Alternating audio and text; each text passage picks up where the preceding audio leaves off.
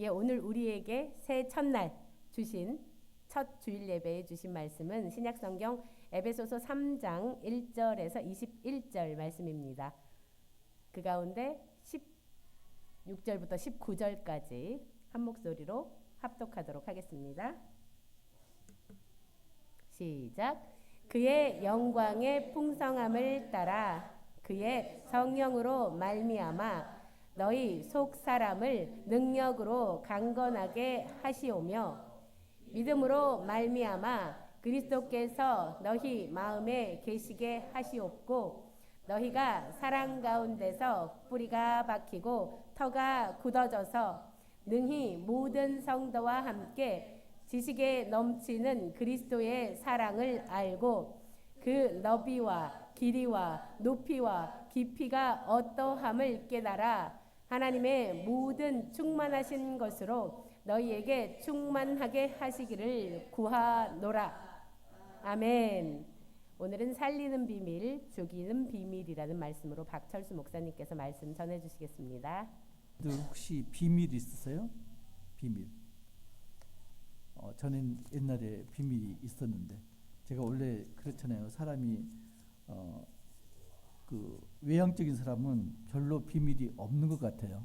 그냥 가슴에 쌓이기 전에 그냥 털어놓고 제 주변에 그런 사람이 있거든요. 아주 주변에. 그래서 제가 얼마나 힘든지 몰라요. 쌓이지 않고 바로 내놔요.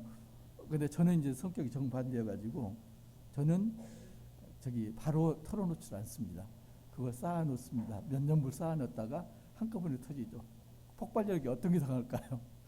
쌓아놓으면은 폭발 힘이 강하죠. 그게 이제 비밀인데 비밀이 어떻게 보면은 진실일 수도 있고요, 그죠? 내가 믿는 진실이나 진리일 수도 있고, 그런데 대부분의 비밀은 진실에서는 뭔가요? 약점. 내 약점이 됐든지 상대방 약점이 됐든지 약점이 비밀인 경우가 많죠. 그죠? 비밀은 감춰진 거잖아요. 근데 감춰진 건 두 가지가 있죠. 하나는 터뜨리지 못하게 외압적으로 감추는 게 있고, 하나는 스스로 감추는 게 있어요. 그잖아요. 아무튼 비밀은 감춰진 거다. 요즘 이제 문제가 되는 게 그 방통심의위원회 류모 위원장 내부 고발자 문제 때문에 시끄럽잖아요.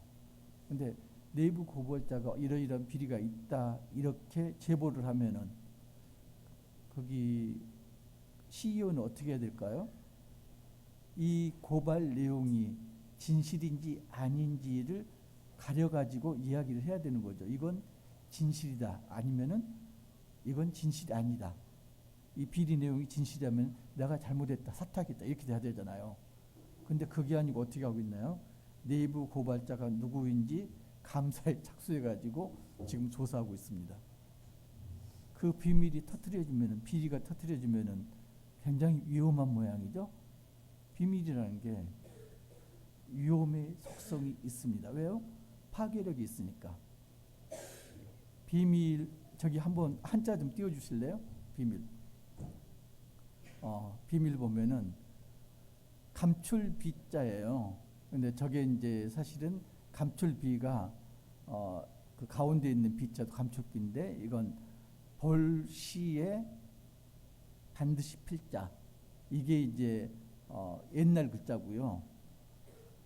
앞에 있는 게 그걸 이제 쓰기 쉽게 이렇게 한 글자고, 보면은 마음을 본다 비가요. 근데 삐칠 별자가 있어요. 그러면 마음에다 지퍼를 지금 잠근 거예요. 그럼 못 보잖아요. 그게 비밀이에요. 그러니까 내 마음 속에 있는 그 일을 보지 못하도록 누가, 저기는 이제 또 귀신이 들어가는데 귀신도 알지 못하도록 마음에 지퍼를 잠궜다. 그러면 나오지 않아야 되잖아요. 밀자는 더 재밌어요. 저게 가시고요, 위에가. 그러니까 집할 때. 그 다음에 반드시 필자가 금방 말씀드린 밑에가 산이 있어요. 집 골방에 숨어서 지금 마음의 지퍼를 잠그고 있는데 그 집이 어디가 있다? 첩첩산중에 있는 거예요. 사람이 없는 거. 비밀이란 거 그런 거예요. 아무도 알지 못하게. 이게 비밀인데 근데 이 비밀이 얼마나 파급력이 크냐면은 그잖아요. 특히 이제 정치인들이 어떤 사건에 연루돼서 이렇게 구속될 때 항상 빼놓지 않고 하는 이야기가 있죠. 뭐죠? 내가 입만 열면 다 죽어. 그렇게 이야기하잖아요. 그러니까 파급력이 큰 거예요. 그래서 비밀이 감췄던 비밀이 터트려지니까 재벌 회장도 자살하죠. 비밀이 터트려지니까 연예인들도 목숨을 끊어요. 자기 비밀이 노출되니까 심지어는 일국의 대통령도 목숨을 끊죠. 비밀은 그렇게 파급력이 큽니다. 여러분들 잘 아는 이야기 있잖아요. 임금님기는 당나귀기 아시죠? 이게 이제 각 나라마다 민족마다 똑같은 버전이 있는데 우리나라는 신라 경순왕이 이제 그 귀가 컸대요. 그래가지고 이 귀를 감춰야 되는데 옛날에는 갓으로 감췄잖아요. 갓쟁이가 와가지고 임금님 귀가 큰 걸 알았어요. 그러니까 임금님이 경순왕이 돈 많이 주면서 너는 비밀을 지켜라. 이 비밀이 발설되면은 3대를 멸족하리라. 근데 비밀이란 거요. 이게 요상한 게 내가 갖고 있으면은 터뜨리고 싶은 그런 욕망이 일어나죠. 비밀을 감추면 어떻게 돼요? 병이 걸려요. 그죠? 병이 걸려요. 그래서 이 갓쟁이가 병이 걸렸습니다. 그래서 말을 해야 되는데 심리학에서도 그러잖아요. 어떤 문제가 생기면은 일단 털어놓게 만들잖아요. 이걸 털어놓고 누구한테니까 말을 하면 이 병이 나을 것 같은데 털어놓지 못하니까 병이 점점 깊어졌습니다. 그래서 생각도 못해서 어느 날 아주 늦은 밤에 멀리 마을에서 떨어진 대나무 숲으로 가가지고 구덩이를 파고 거기에 머리를 들이밀고 임금님 귀는 당나귀기 하고 외쳤습니다. 그리고 구덩이를 덮었어요. 혹여나 자기가 외친 외침이 밖으로 퍼져나가면 안 되니까 구덩이를 메웠습니다. 그리고 깨끗하게 병이 나았습니다. 그런데 바람이 불 때마다 어떻게 듣나요? 임금님 귀는 당나귀기 대나무 숲에서 들립니다. 이게 전국에 퍼졌습니다. 그래서 임금님 명령을 내려가지고 대나무를 베라. 대나무가 자라기 시작했습니다. 또 바람이 불면 임금님 귀는 당나귀기. 그래서 대나무 뿌리채 파가지고 대나무 밭을 없애고 거기를 쌀이나무를 심었습니다. 그랬더니 쌀이나무가 자라자 여전히 임금님 귀는 당나귀기. 그래가지고 전국에서 경순왕의 귀가 당나귀 귀라는 걸 모르는 사람이 없었다. 이렇게 이야기를 합니다. 그러니까 이 비밀이라는 건 파급력도 크고요. 그 다음에 터뜨리는 욕구도 크고요. 판도라의 상자 아시잖아요. 판도라의 상자. 판도라의 상자는 어떻게 열렸나요? 호기심 때문에 열렸어요. 그잖아요. 비밀은 어떻게 열릴까요? 왜 비밀을 터뜨릴까요? 임금님 귀는 당나귀 귀처럼 내가 살기 위해서 비밀을 터뜨리는 경우가 있어요. 또 하나는 너를 죽이기 위해서. 그러니까 세상 비밀은 내가 살기 위해서 아니면 남을 죽이기 위해서. 내가 산다는 건 결국 다른 사람에게 피해를 끼치는 거죠. 세상 비밀은 그렇습니다. 내가 살기 위해서 그리고 남을 죽이기 위해서 비밀이 있고요. 그 비밀을 터뜨립니다. 오늘 본문을 보면은 바울이 지금 어디 있나요? 감옥에 갇혀 있습니다. 바울이 왜 감옥에 갇혔나요? 이방인에게 복음을 전했다고 해서 감옥에 갇혀 있습니다. 그런데 보면은 3장 2절 보면은 같이 한번 읽겠습니다. 시작. 너희를 위하여 내게 주신 하나님의 그 은혜의 경륜을 너희가 들었을 터이라. 자, 하나님의 그 은혜의 경륜. 경륜이라는 건 어떤 일을 운영하는 거, 계획 이런 걸 경륜 그럽니다. 그래서 하나님의 경륜 그러면은 하나님이 뜻하신 계획이라든가 예정, 목적 이걸 경륜이라고 그럽니다. 그러면 이 경륜이 뭘 건가? 이거 머릿속에 두시고요. 그 다음에 3절 보면은 그 경륜을 그걸 비밀이라고 그래요. 아직 알려지지 않았으니까 비밀이다. 경륜의 비밀. 그러니까 경륜하고 비밀. 이걸 바울에게 알게 하셨다.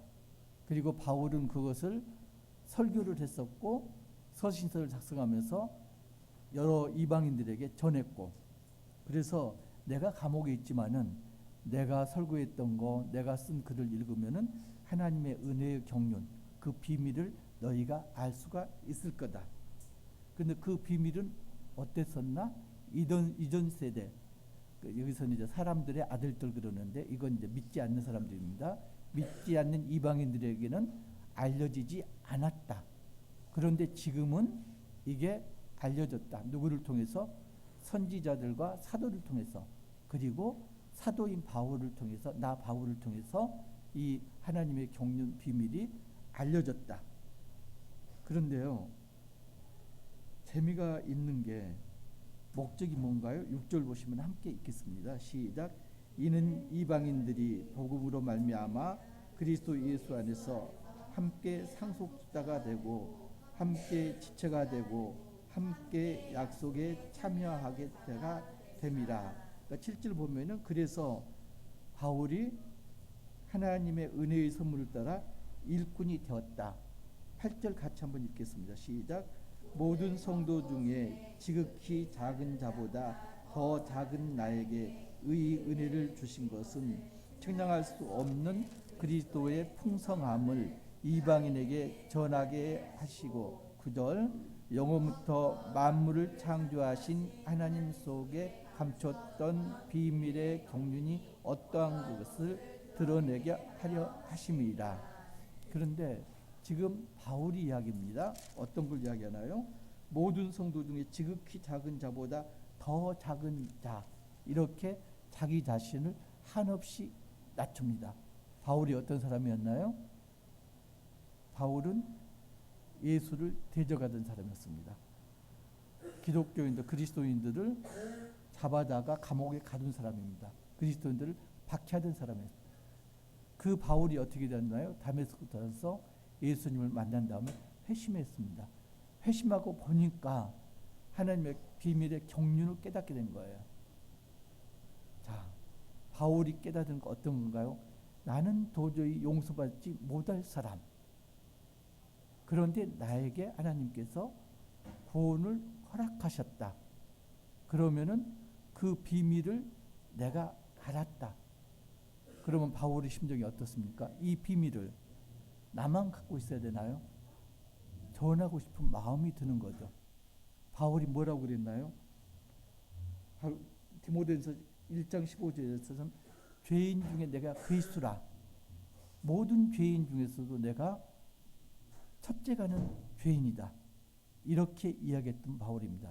그 바울이 어떻게 변했나요? 고린도전서 3장 6절에서 8절 보면은 세상 모든 일이, 세상의 부귀영화가 배설물에 불과하다. 세상의 부귀영화는 내가 하나님의 경륜의 비밀을 깨닫고 났더니 똥에 불과하더라. 배설물에 불과하다. 이렇게 변했습니다. 자, 하나님의 경륜을 비밀을 알게 됐습니다. 바울이 어떻게 됐다고요? 하나님께 푹 빠졌죠. 그죠? 좋은 말은 푹 빠졌고요. 세상 의미로 말하면은 뿅 갔습니다. 지금. 그죠? 하나님께 미쳤습니다. 예수님께 미쳤습니다. 마라톤 제가 가끔 이야기하죠. 내가 가장 좋아하는 스포츠가 뭐다? 마라톤. 그런데 나는 1km도 제대로 달려본 적이 있다 없다? 없다. 마라톤 그 거리가 얼마 되는지 아세요? 42.19. 근데요, 40km면 40km고 42km면 42km지. 195m는 뭐예요? 누가 그렇게 그 어정쩡하게 설정했을까요? 생각 안 해보셨어요? 왜 안 해요? 그게 얼마나 재밌는데요? 할 일이 없을 때 그런 거 생각하면 재밌어요. 왜 195m일 건가? 이제 그 에스더서 보면은 아하수로의 왕이 나와요. 그죠? 처음 보면은 어떤 장면이죠? 아하수로 왕이 잔치하는 장면이 나옵니다. 잔치를 왜 했을까요? 아마도 전쟁을 하러 가기 전에 출정식, 승전 기원 제전 겸 아마 환송회였을 것이다.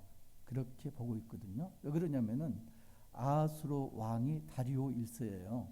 다리오 1세는 알렉산더 대왕처럼 그 당시 세계를 정복했던 정복 왕입니다.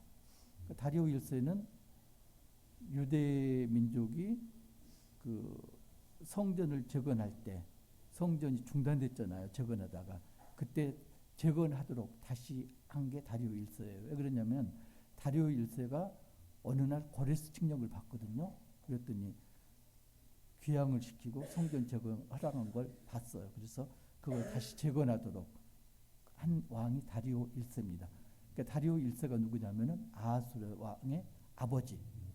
근데 다리오 왕이 BC 490년에 마라톤 전쟁에서 그러니까 다리오 왕이 바사, 지금 페르스 왕이죠. 바사 왕 다리오 1세가 마라톤 전쟁 상대가 누구였나요? 헬라, 그러니까 그리스 연합군. 병력이 엄청나게 우세했습니다. 누가 봐도 그리스 연합군이 승리할 수 없다고 여기는. 그래서 아테네에서는 그리스 연합군이 이제나 저제나 패전 소식이 들려올까 기다리고 있는 그런 상황이었습니다. 그래갖고 마라톤이라는 평원에서 붙었습니다. 어떻게 됐나요? 그리스 연합군이 이겼습니다. 다리오 1세가 패전했습니다. 그래서 그 기쁜 소식을 전하기 위해서 전령이 마라톤 평원에서 어디 아테네까지 열심히 달렸습니다. 그리고 우리가 이겼다 하고 꼴까닥 죽었습니다. 그래서 그걸 기념하기 위해서 마라톤이 시작됐습니다. 그래서 그 거리를 측정했더니 42.195더라. 재밌죠? 예, 그렇습니다. 그런데 그게 중요한 게 아니고요.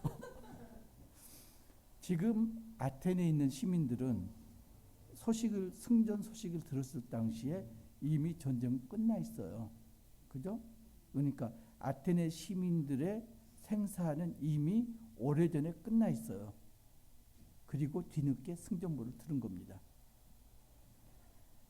우리 생사하고 관계없는 그런 승전보, 그게 알려지기 전까지는 비밀이잖아요. 그 비밀도 목숨을 걸고 전합니다. 그죠? 근데 지금 바울에게 주신 하나님의 경륜의 비밀은 뭔가요?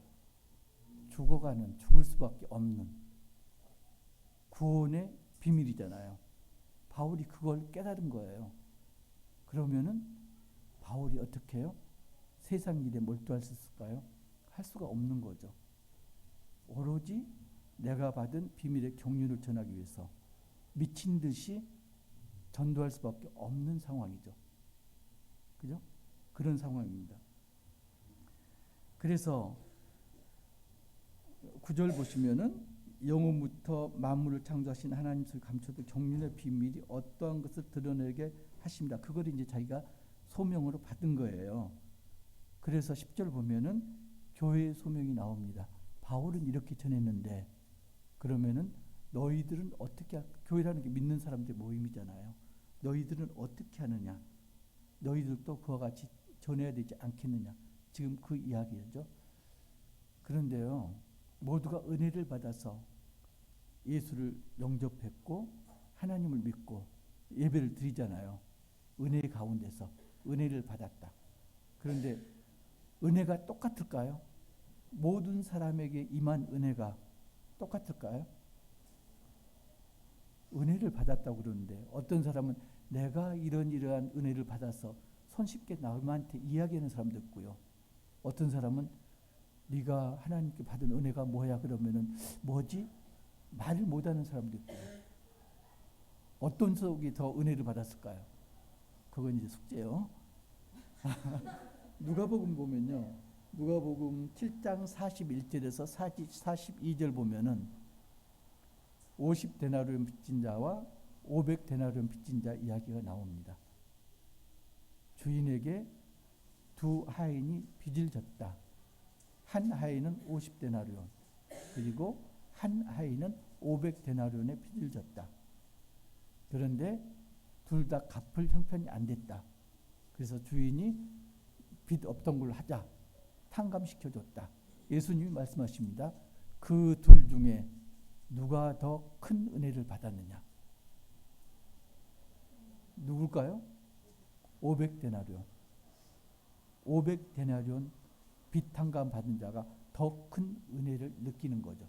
그러니까 은혜라는 게요. 은혜라는 게 똑같지 않고 50데나리온 빚 탕감 받은 사람의 은혜는 크기가 얼마다? 50데나리온. 500데나리온 빚 탕감 받은 자의 은혜의 크기는 500데나리온. 바울처럼 목숨 구원받은 은혜를 받은 은혜의 크기는 목숨. 그래서 은혜를 받았는데 그 은혜의 크기가 어떠한가를 보려면은 그 사람이 어떻게 말하고 어떻게 행동하는지를 보면 알 수가 있습니다. 여러분들은 은혜의 크기가 얼마 정도 되십니까? 50데나리온? 500데나리온? 아니면 목숨? 목숨까지 크기가, 은혜의 크기가 큰 사람 있나요? 우리 중에? 그런 사람도 있습니다. 그죠? 그리고 500데나리온 은혜 크기를 느끼는 사람도 있고요. 사람은 자기가 경험하고 아는 것까지가 한계입니다. 그 한계가 뭘까요? 내가 느끼는 하나님의 한계. 50데나리온 빚을 탕감받은 사람의 하나님은 50데나리온짜리 하나님. 500데나리온 빚을 탕감받은 자의 하나님은 500데나리온짜리 하나님. 목숨의 크기까지, 은혜의 크기가 목숨까지 이른 자의 하나님은 생사를 주관하시는 하나님. 여러분은 어떤 하나님을 섬기고 계시나요?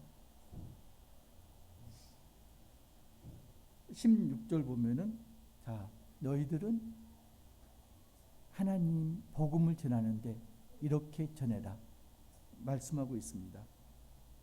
그의 영광의 풍성함을 따라 그의 성령으로 말미암아 너희 속 사람을 능력으로 강건하게 하시오며. 복음을 전하는데 내 힘으로 전하는 게 아니라는 이야기죠. 누구의 능력으로? 하나님의 능력으로 너희를 강건하게 하시니까 너희는 그냥 따라가기만 하면 돼. 17절 믿음으로 말미암아 그리스도께서 너희 마음에 계시게 하셨고. 예수 그리스도가 너희 마음에 있어. 어떨 때? 믿음. 너희가 믿는다면은 예수 그리스도께서 너희 마음에 계신다. 그리고 너희가 사랑 가운데서 뿌리가 박히고 터가 굳어져서. 믿음이 굳어지는 건 뭐다? 사랑으로. 그리고 18절 보면 능히 모든 성도와 함께 지식에 넘치는 그리스도의 사랑을 알고. 그리스도께서 우리를 사랑하신 그 사랑을 알면은 그 사랑이 어떤 사랑이다? 19절 그 너비와 깊이와 높이와 깊이가 어떠함을 깨달아 하나님의 모든 충만하신 것으로 너희에게 충만하시기를 구하나라. 하나님의 모든 충만하신 것으로. 그러니까 하나님께서 주시는 은혜의 풍성함은 너희에게 그리스도께서 풍성하듯이 풍성하게 충만하게 하시리다. 이렇게 말씀을 하고 있습니다. 그래서 우리가 복음을 전하는데 우리 힘으로 복음을 전한다? 아니다. 그리스도께서 우리에게 능력을 주시는 거고 믿음을 주시는 거고 그리고 충만하게 하셨다. 우리는 뭐만 하면 된다? 그리스도를 따라서 복음을 전하기만 하면 된다. 에베소서 지금 3장 말씀은 골로새서 1장 말씀을 같이 읽으시면은 좀 더 확연하게 드러납니다. 골로새서 1장 그 중에서요 1장 25절부터 29절까지 25절에서 29절 골로새서 1장 25절에서 29절 한 목소리로 합독하시겠습니다. 시작. 내가 교회의 일꾼 된 것은 하나님이 너희를 위하여 내게 주신 직분을 따라 하나님의 말씀을 이루려 함이니라. 이 비밀은 만세와 만대로부터 감춰졌던 것인데 이제는 그의 성도들에게 나타났고 하나님이 그들로 하여금 이 비밀의 영광이 이방인 가운데 얼마나 풍성한지를 알게 하려 하십니다. 이 비밀은 너희 안에 계신 그리스도니 곧 영광의 소망이니라. 우리가 그를 전파하여 각 사람을 권하고 모든 지혜로 각 사람을 가르침은 각 사람을 그리스도 안에서 완전한 자로 세우려 함이니 이를 위하여 나도 내 속에서 능력을 역사하시는 역사를 따라 힘을 다하여 수고하느라. 아멘. 자, 27절 후반절 보시면은 이 비밀은 너희 안에 계신 그리스도라. 그래서 결국 뭔가요? 하나님의 경륜이 그리스도, 곧 복음이 하나님의 경륜의 비밀이다. 그런데 그 복음을 전해야 되는데 어떻게 전한다? 성령의 역사를 따라서 최선을 다해서 전해야 한다. 여러분들은 복음을 그렇게 전하고 있나요? 최선을 다해서. 나는 50데나리온 빚을 탕감받았으니까 50데나리온을 얻지만 복음을 전해야 돼.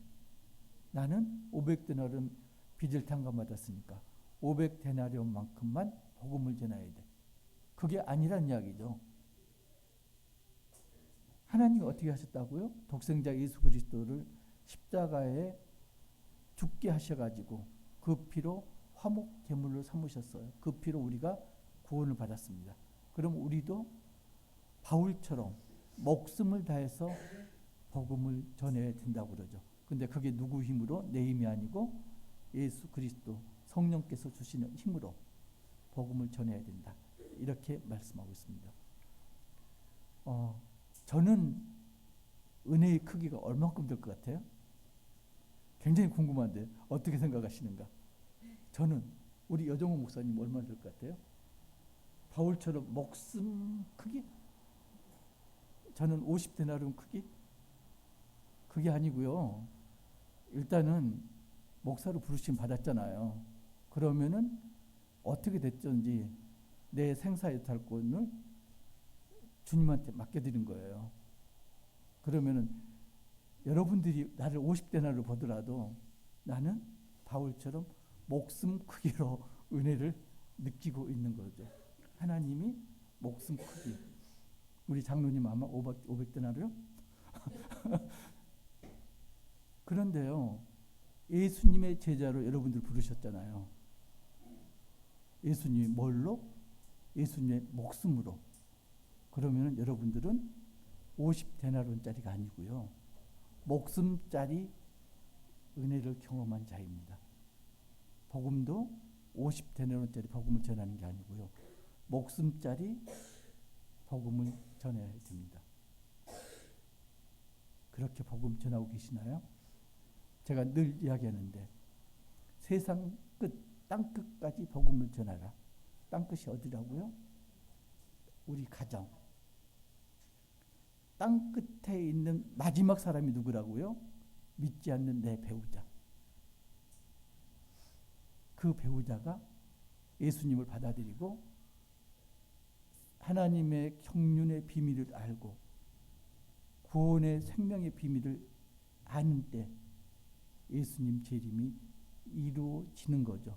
그런데 예수님 말씀하십니다. 하나님의 나라는 여기 있다 저기 있다 그것도 못하고, 그렇죠?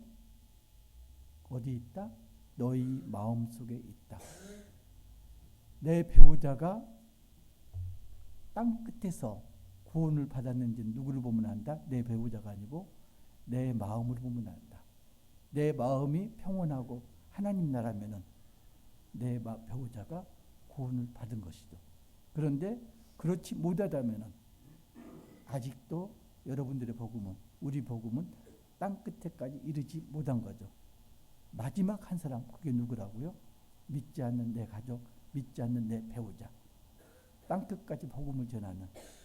그렇지만 그게 내 힘이 아니고 예수님께서 주신 그 능력으로, 담대함으로 복음을 전하는 우리 가족 되시기를 주님의 이름으로 축복합니다.